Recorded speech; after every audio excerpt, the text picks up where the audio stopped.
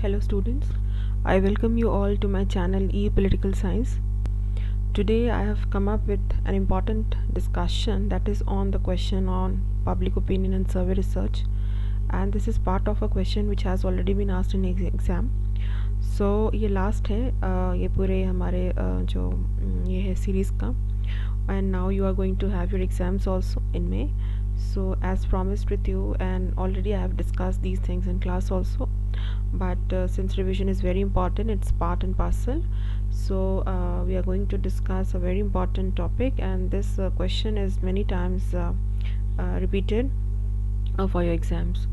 So please go through the question and the slides which I am providing you, and the format which I am giving you, and and at the same time ये question जो है आपका बहुत important भी है. और कई बार क्या होता है कि हम ये जो पब्लिक ओपिनियन और सर्वे रिसर्च वाला है, उसके जो फर्स्ट और फिफ्थ यूनिट है, we are trying to leave this topic and then we are reading the rest second, third and fifth topic. But जैसा मैंने बताया है कि जो फिफ्थ टॉपिक है जिसमें क्वांटिटेटिव डेटा एनालिसिस है, that topic could be difficult for you in the sense that it is a little bit the concept is you are not familiar with the concept, और थोड़ा सा वो connected भी नहीं है आपके साथ, क्योंकि इसमें हमें मैथमेटिकल कैलकुलेशन नहीं देखना, और उसके अंदर जो है कोवेरियंस और कोरिलेशनल रिसर्च पे बात की गई है, जबकि हमने कॉन्सेप्ट बेस्ड चीज़ें करी हैं. But I told you that mathematical things are not going to come up for your exam purpose. So ये आपका पब्लिक ओपिनियन सर्वे रिसर्च का ये लास्ट जो है हमारा पार्ट है क्वेश्चन डिस्कशन आंसर का. As I told you that I am going to discuss 3 important questions basically, and these important questions, they are more or less they are being repeated many times. Maybe the language of the question may be different, और आज हम इसको ही करेंगे. Basically जो question आप देख पा रहे होगे स्क्रीन में, examine the possibilities and limitations of prediction in polling research. मतदान अनुसंधान में भविष्यवाणी की संभावनाओं और सीमाओं की जांच करें. क्वेश्चन में थोड़ा सा आपको अनक्लियर लग रहा होगा कि ये पॉसिबिलिटीज़ क्या हैं यहाँ पे. तो बेसिकली जो पॉसिबिलिटीज़ यहाँ पे पूछा गया है, इससे मतलब यहाँ पे है आपका जो पॉजिटिव साइड है, जो पॉजिटिव डायनामिक्स है पोलिंग रिसर्च का, या पोलिंग से क्या फ़ायदे होते हैं, मतलब उसका ये है. लिमिटेशंस मतलब सीमाएं, आपको पता है, सीमाओं में आप क्रिटिसिज्म भी लिख सकते हैं, और जो भी इसके डिसएडवांटेजेस हैं, those things are going to be discussed for today's discussion. Okay, so ये जो पहला मेरिट वाला पार्ट है, मेरिट वाला पार्ट ऑलरेडी मैंने डिस्कस किया हुआ है अर्लियर वीडियो में कि क्या होगा मेरिट पब्लिक ओपिनियन में, मेरिट क्या है, ओपिनियन पोल्स के क्या फ़ायदे हैं. तो basically you have to argue about the benefits, जो भी फ़ायदे होते हैं, पब्लिक ओपिनियन के फीचर्स क्या हैं, सारी चीज़ें आप इसमें लिख सकते हैं. मोर और less public opinion as a concept and polling as a process, they are similar in the nature, in the sense कि जब हम ये जनमत की बात करते हैं तो वो एक कॉन्सेप्ट बेस्ड होता है, और उसकी जो प्रक्रियाएं होती हैं पोलिंग होता है, ठीक है, और ओपिनियन पोल के थ्रू हम उसको अचीव करते हैं. तो बेसिकली आपको थोड़ा सा लैंग्वेज जो है ट्विस्ट करना है, और कुछ और ट्विस्ट नहीं करना. और one more thing which I would like to address before coming to the basic points, जो मेरे कमेंट सेक्शन में डाउट्स और क्वेरीज आ रहे हैं स्टूडेंट्स, उसमें से एक डाउट्स ये है कि मैम ये मटेरियल हमारे सिलेबस में नहीं है. मैं जिस मटेरियल की बात कर रही हूँ वो दिल्ली यूनिवर्सिटी का रीडिंग पैकेज होता है, प्रोग्राम ऑनर्स में दोनों में ही होता है. आप हिंदू कॉलेज या दिल्ली स्कूल ऑफ इकोनॉमिक्स में भी जाके उसको ले सकते हैं, ठीक है. तो ये जो है आपका प्रिस्क्राइब नहीं किया है सिलेबस के अंदर कि you have to read the Delhi University reading package, but the readings which are there, whether it is an essential reading or suggested readings, the readings which are given there, they are part of Delhi University reading package. That is what I am trying to refer. So most of you are trying to argue, और आप जो queries आप भेज रहे हो बार बार, तो मैं भी वही आंसर कर रही हूँ कि आपको जो बुक्स तो मैंने बताए हुए हैं क्लास में, ठीक है. बुक्स आप public opinion and survey research का एक इग्नू का मटेरियल भी आता है, वो भी आप रेफ़र कर सकते हो, मैंने बताया हुआ है, ठीक है. और दूसरा आप ये MA का मास्टर्स का भी एक कोर्स आता है सोशियोलॉजी में, methods research methods and process करके, तो वो इंग्लिश हिंदी दोनों में आता है, उसमें उसको भी आप परचेज कर सकते हो। And I told you one more book is Harish Kumar Khatri की आती है, वो हिंदी मीडियम में अवेलेबल होता है, उसमें से आप सेकेंड थर्ड फोर्थ यूनिट कर सकते हो। फर्स्ट और फिफ्थ के लिए you have to refer to reading package और माई क्लास नोट्स और the slides which I am providing if you are not having it. So that what I wanted to mean by that, and not that the university syllabus is prescribing the material for you, that is not specifying there. Okay, ये हम जो आपके teachers हैं जो आपको पढ़ाते हैं, या आपके फ्रेंड्स हैं, आपके जो भी हैं शुभचिंतक, वो आपको सजेस्ट करते होंगे कि ये चीज़ें हम लोगों ने भी किया है और आपको भी करना चाहिए, क्योंकि उसमें जो है एक स्टैंडर्ड रेफरेंस होता है. ये बात मैं कहना चाह रही थी. Now I am coming back to the question, that is the demerits of polling research और the limitations of polling research. ये जो लिमिटेशंस की हम बात करते हैं, ये लिमिटेशंस क्या है, सीमाएँ हैं.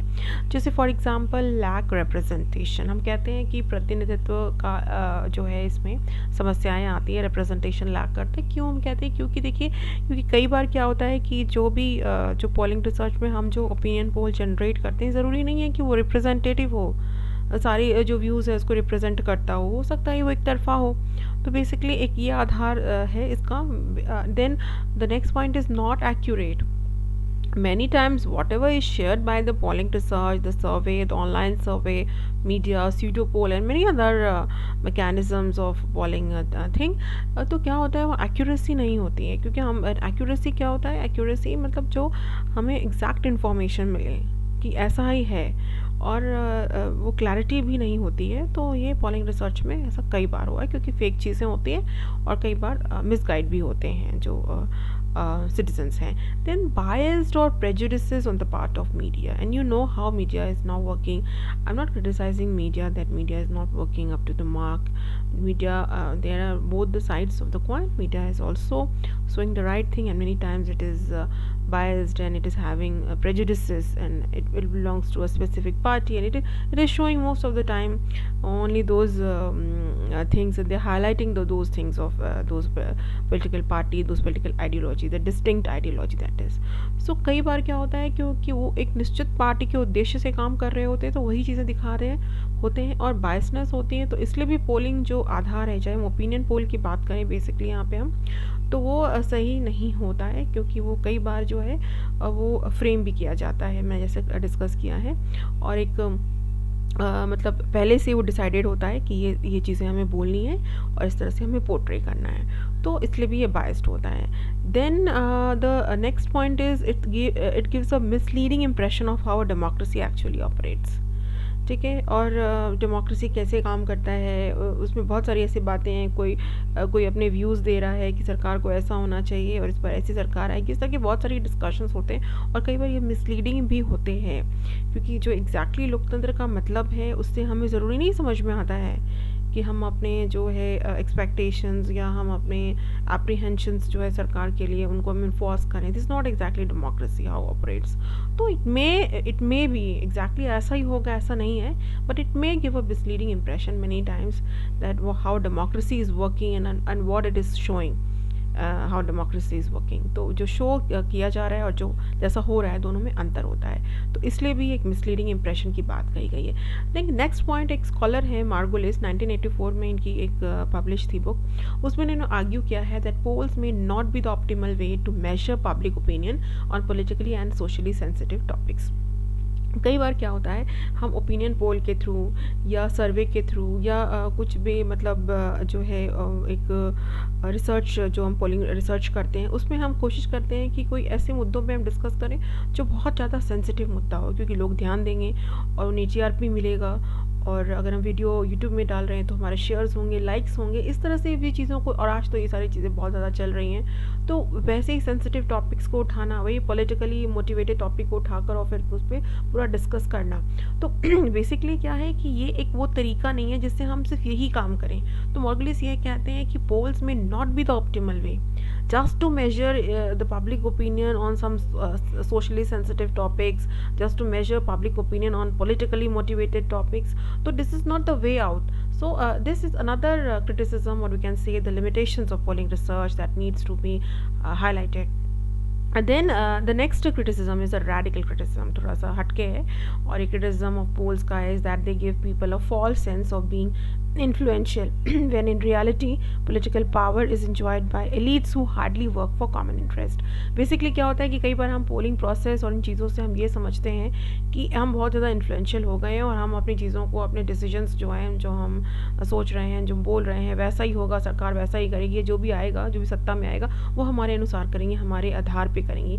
पर ये एक जो है फॉल्स नोशन होता है हमारा, क्योंकि जो भी सत्ता होती है बेसिकली वो एलीट की होती है। और अगर हम मार्क्सिस्ट नोशन, क्योंकि यहाँ रेडिकल अगर हम क्रिटिज्म की बात करें, मार्क्सिस्ट नोशन में जाएँ तो पावर जो है ये कुछ ही लोगों के हाथों में होता है, और ये बहुत हद तक सही भी है। और वो लोग, क्या हम एक्सपेक्ट कर सकते हैं कि वो कॉमन लोगों के लिए, कॉमन इंटरेस्ट के लिए काम करेंगे? तो ज़्यादातर वो नहीं करते हैं, और वो अपने इंटरेस्ट, अपने सेल्फ मोटिवेटेड इंटरेस्ट के लिए काम करते हैं। तो बेसिकली रेडिकल क्रिटिसिज्म जो बहुत हद तक हो सकता है सही नहीं भी हो, लेकिन आज के संदर्भ में और पहले भी हमने इन चीज़ों को देखा है कि जो सत्ता होती है, जो बहुत इन्फ्लुएंशियल होती है, वो कई बार अपनी सत्ता का दुरुपयोग भी करती है। और जो जनता है उसके पास एक फॉल्स नोशन होता है कि जनता एक डेमोक्रेटिक माहौल में रह रही है और बदलाव, सकारात्मक बदलाव कर सकती है वो, और जो वो चाहेगी सरकार वैसा ही करेगी, या जो भी ओपिनियन पोल में जिस तरह से एक्सपेक्टेशंस और एस्पिरेशंस जनता की है वो फुलफिल होंगी in the coming elections. So these things, in fact आप अभी चुनाव देख रहे हैं, वेस्ट बंगाल का चुनाव चल रहा है और असम का चल रहा है, और भी जगह चुनाव होने वाले हैं। तो क्या एक्सपेक्टेशंस सिटीजन्स की एग्जैक्टली वही होता है जो पोलिंग में दिखा रहे होते हैं, और क्या फुलफिल होता है? तो ये जो सीमाएं हैं, ये बाधाएं हैं, ये आप डिस्कस कर सकते हो। Then the next point is Weissberg 2001 में he argues that poll should not shape public policies and that policy makers should ignore the poles.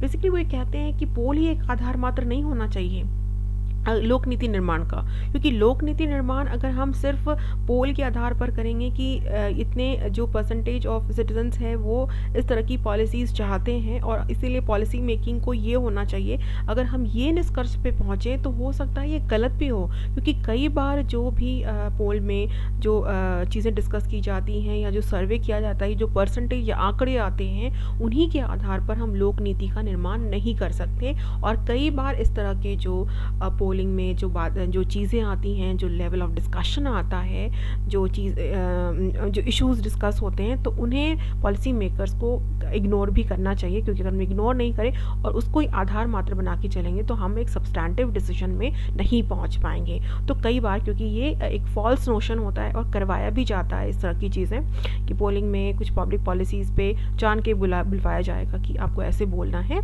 ज़रूरी नहीं है कि हमेशा ऐसा हो, पर कुछ वेस्टेड इंटरेस्ट ऐसा करते हैं। तो इसलिए भी जो पॉलिसी मेकर्स हैं, सिर्फ जो है पोलिंग में चीज़ें जिस तरह से डिस्कस हुई उसके आधार पर अगर पब्लिक पॉलिसीज़ का निर्माण करने लग जाएं और अपना रैशनैलिटी नहीं अपनाएं और जो है प्रैग्मेटिज्म ना अपनाएं, तो बहुत हद तक प्रॉब्लम हो सकती हैं। तो polling is not all the end, okay, it is the means, so that we have to understand. Then the last point is manipulation of polls by the leaders. इसको हम कंटिन्यू कर सकते हैं कि कई बार जो है पोलिंग जो पूरी प्रोसेस होती है, प्रक्रियाएँ जो होती हैं, लीडर्स मैनिपुलेट करते हैं, अपने अनुसार बुलवाते हैं, अपने अनुसार सर्वे कराते हैं, अपने अनुसार वो उनके जो है पॉलिटिकल पार्टी के जो इश्यूज़ हैं वो डिपिक्ट किए जाते हैं उनके चैनल्स में, और वही चीज़ें हम देखते हैं, वही सर्कुलेट होता है पूरा सोशल मीडिया में।